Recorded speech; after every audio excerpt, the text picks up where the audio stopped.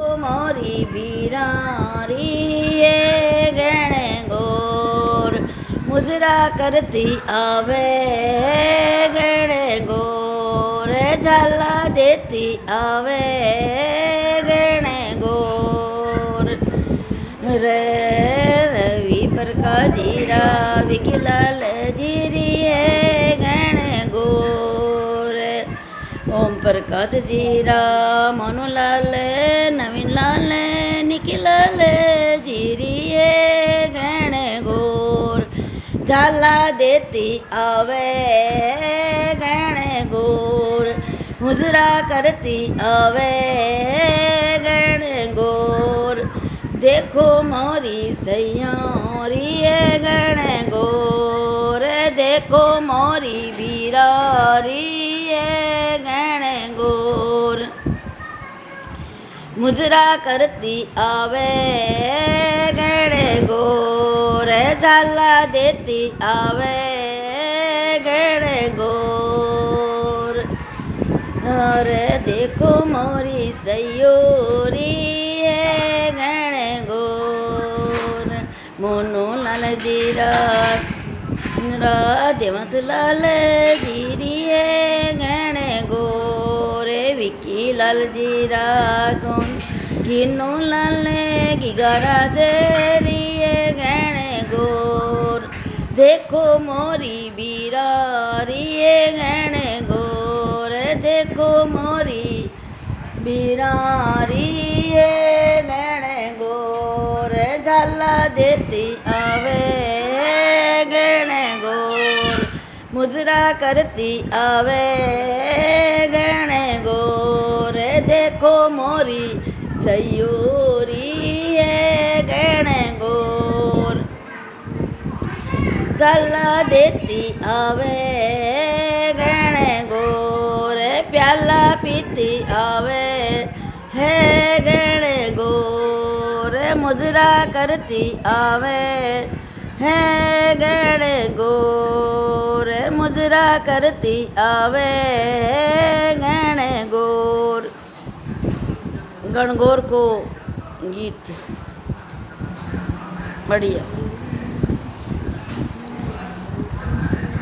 चैत का महीना लड़कियों का बड़ा शोर चैत का महीना लड़कियों का बड़ा शोर भाया है जवारा पूजेंगे गहने गोर भाया है जवारा पूजेंगे गहने गोर दादाजी से कह दो महंगा दे गहने गोर ताऊ जी से कह दो महंगा दे गहने गोर दादी रानी सजा दो गहने गोर ताई रानी सजा दो गहने गोर चैत का महीना लड़कियों का बड़ा शोर बाया है जमारा पूजेंगे गहने गोर बाया है जमारा पूजेंगे गहने गोर पापा जी से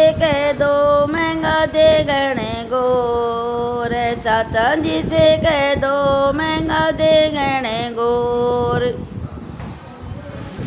गोर अम्मा रानी से कह दो सजा दे गहने गोर चाची रानी से कह दो सजा दे गहने गोर चैत का महीना लड़कियों का बड़ा शोर चैत का महीना लड़कियों का बड़ा शोर बाया है जमारा पूजेंगे गहने गोर बाया है जमारा पूजेंगे गहने गोर चैत का महीना लड़कियों का बड़ा शोर बाया है जमारा पूजेंगे गहने गोर बीरा जी से कह दो महंगा दे गहने गोर मामा नाना मामा से कह दो महंगा दे गहने गोर भाभी रानी से कह दो सजा दे गहने गोर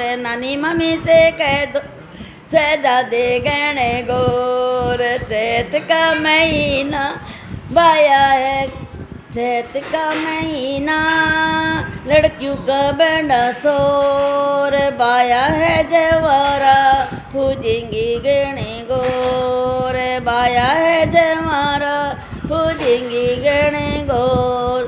फूफा जी से कह दो महंगा दे गणे गौर, जीजा जी से कह दो महंगा दे गणे गौर। बुआ रानी से कह दो सजा दे गणे गौर, जीजी बाई से कह दो सजा दे गणे गौर। चैत का महीना लड़कियों का बड़ा शोर, चैत का महीना लड़कियों का बड़ा शोर, बाया है जवारा पूजेंगे गणे गौर, बाया है जवारा पूजेंगे गणे गौर, बाया है जवारा पूजेंगे गणे गौर। गणगौर की। तो एक प्राचीन कथा के अनुसार कहा जाता है कि तोरण नाम का एक राक्षस था जो शादी के समय दुल्हन के घर के द्वार पर तोते के रूप में बैठ जाया करता था। तोते का रूप धारण कर लेता और दुल्हन के घर के मुख्य द्वार पर बैठ जाया करता था। जब दूल्हा द्वार पर आता तो वो राक्षस दूल्हे के शरीर में प्रवेश कर जाता था और दुल्हन से स्वयं शादी रचाकर उसे परेशान करता था। एक बार की बात है, एक साहसी और चतुर राजकुमार की शादी तय हुई। शादी के समय जब वो दुल्हन के घर में प्रवेश कर रहा था तो उस राजकुमार में कुछ दैवीय शक्तियां थी। तो अचानक उसकी नजर उस राक्षसी तोते पर पड़ी। वो तुरंत समझ गया कि ये राक्षस है और उसने तुरंत तलवार निकाली और उसे मार गिराया और फिर शादी संपन्न हुई। बताया जाता है कि उसी दिन से तोरण मारने की परंपरा शुरू हुई। आपने कभी गौर किया है? आपको पता लगेगा कि इस रस्म में दुल्हन के घर के दरवाजे पर लकड़ी का तोरण लगाया जाता है जिस पर एक तोता लगाया जाता है। अगर आपने नहीं देखा है तो आप ठीक से तोरण को देखिए, तोरण पर तोता जरूर बिठाया जाता है। तो लकड़ी से तोरण बनाया जाता है और उस पर एक राक्षस का प्रतीक तोता बिठाया जाता है और बगल में दोनों तरफ छोटे तोते बिठाए जाते हैं। दूल्हा जब शादी के समय वधू के मुख्य द्वार पर आता है तो तलवार से उस लकड़ी के बने राक्षस रूपी तोते को मारने की रस्म पूर्ण करता है। गांवों में तोरण का निर्माण खाती के द्वारा किया जाता है, लेकिन आजकल बाजार में सुंदर सुंदर तोरण मिलने लगे हैं। कुछ तोरण तो चाइनीज तोरण है जिस पर गणेश जी और स्वास्तिक जैसे धार्मिक चिन्ह अंकित किए होते हैं। और फिर क्या होता है, दूल्हा बगैर जानकारी के उन पर तलवार से वार करता है, तोरण मारने की रस्म पूर्ण करता है, लेकिन जानकारी नहीं होती है और वो गणेश जी और स्वास्तिक जैसे पवित्र चिन्हों पर अपनी तलवार चलाता है। शास्त्रों के अनुसार तोरण पर तोते का स्वरूप ही होना चाहिए, दूसरा कोई चिन्ह नहीं होना चाहिए। लेकिन इन दिनों तोते की जगह तोरण पर गणेश जी या अन्य धार्मिक चिन्ह अंकित कर दिए जाते हैं। दूल्हा भी तोरण की जगह उन पर ही वार करता है और कहते हैं कि भारतीय समाज में पति पत्नी के मध्य अनेक प्रकार के विवाद, तलाक बढ़ने के मामले के पीछे भी यही कारण है। तो विद्वानों को भी इस बात को समझकर प्रचारित प्रसारित करना चाहिए। एक तरफ हम शादी में गणेश पूजन करके उनको रिद्धि सिद्धि सहित शादी में पधारने का निमंत्रण देते हैं और दूसरी तरफ हम उन्हीं पर तलवार से वार कर उनका अपमान करते हैं। ये उचित नहीं है।